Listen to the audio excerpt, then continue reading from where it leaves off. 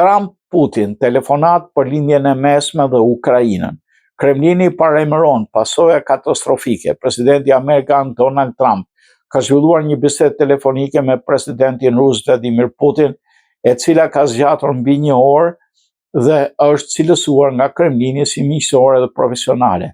Pas njoftimit të palës ruse dhe raportimeve të mediave ndërkombëtare, diskutimet janë përqendruar kryesisht në situatën në lindjen e mesme, në fokus veçantë Iranin së luftën në Ukrainë. Kremlini bëri të ditur se Putin ka propozuar disa ide lidhur me programin bërthamor të Iranit dhe ka shprehur mbështetje për qëndrimet e Trumpit për zgjatjen e armëpushimit në Teheran. Në të njëjtën kohë, presidenti rus ka paremëruar se përdorimi i sëriqëm i veprime ushtarake nga SBA dhe Izraeli në rajon mund të sjellë pasoja jashtëzakonisht katastrofike.